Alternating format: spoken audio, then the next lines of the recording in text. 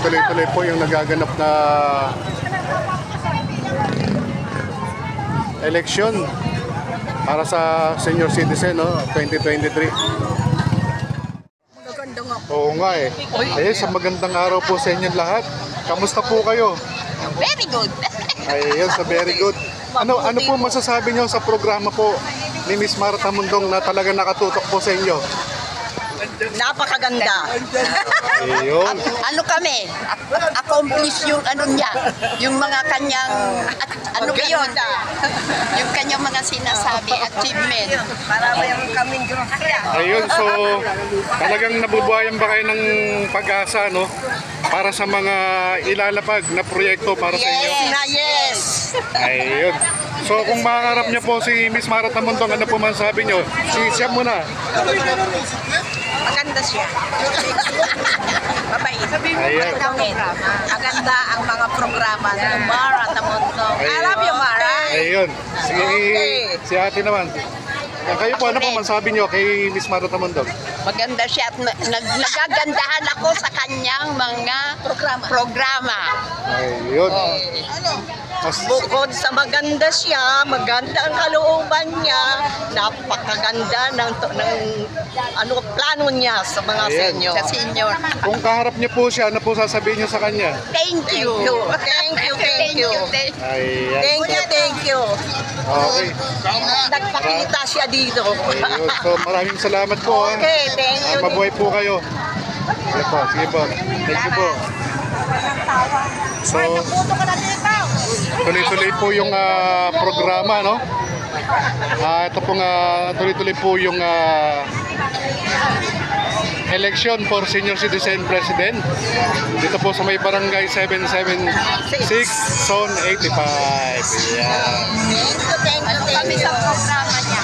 Ayan. So saludo raw sila sa programa po ni Miss Mara Tamundong, ang senior citizen advocate. Ayan.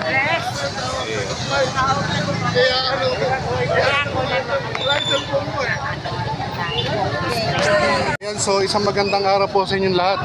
Ito po ang senior president ng District 5. Anong barangay po? Abong District 5, kayo po presidente.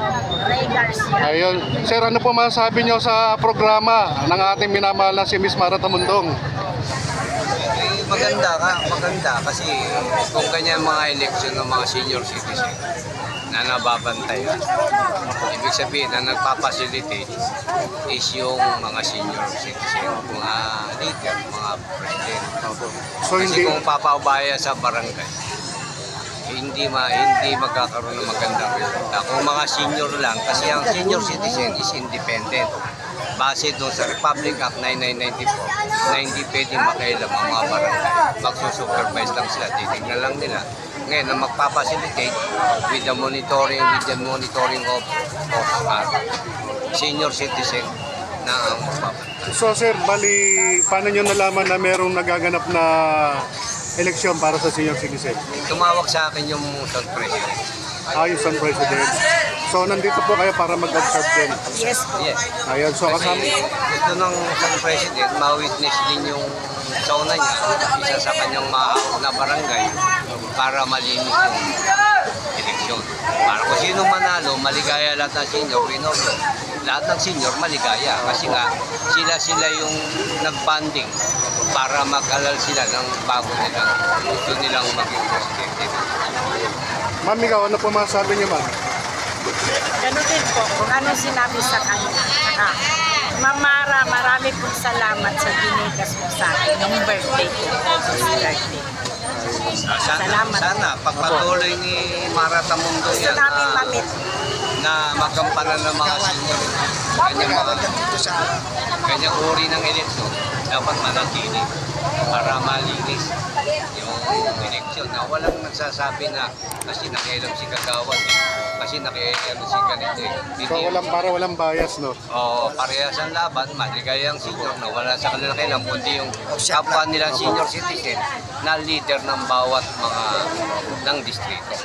Opo, tama naman. Kasi Sir, ikaw, marami kaming organization eh. Pero ako yung legit na halal ng District 5 ng 22 zona noong 2022 nung Mayo.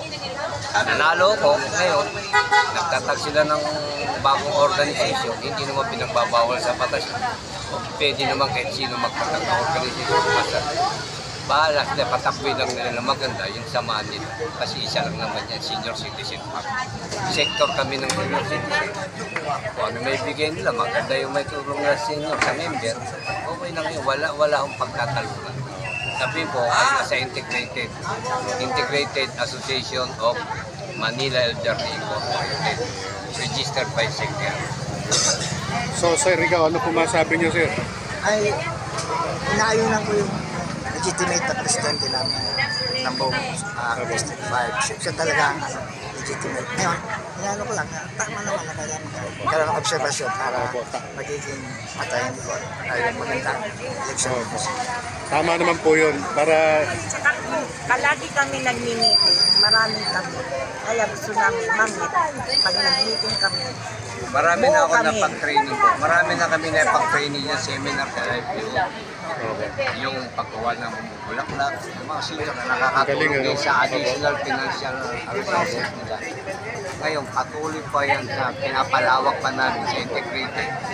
Yung seminar and training, galing na rin kami ng DOST, galing kami sa Villar Village, yung water lily bag, tangkap ng water lily, nagagawa na yun. so napakaganda po ng programa, no, sir? Ini-encourage mo nga yung mga nagsasabi, presidente sila ng District 5, hindi ko naman tinatabol sila. Pwede rin silang makiano kung gusto na magsanay, mag-training, mag-seminar. I-allow na lang naman namin sila para makatulong din sa mga follower nila para lumawak ba buong Pilipinas. Kasi kami, naka-adapt kami sa nagkakaisang senior ng Maynila. Hindi, inire-register na rin namin na nagkakaisang senior ng Pilipinas. Baka next year, estrado na. Nagkakaisang senior na ng Pilipinas. Yun, wala naman pinagbabawan. Sige po, mensahe na lamang po para May po sa... party kami, Christmas party sa Linggo. Baka pwede siya dumalo. Okay. Mensahe po para po kay Ma'am Mara. Ayun sa akin lang, masasabi ko lang, pagpatuloy nyo lang yung mga ganitong magagandang gawain para sa senior na sana maging mapalawak pa niya na makita namin ang mga tunay na leader na magiging leader ng District 5. Kasi sa District 5, kailangan namin ng support ng mga leader tulad ng mga local government na tumutulong naman sa amin.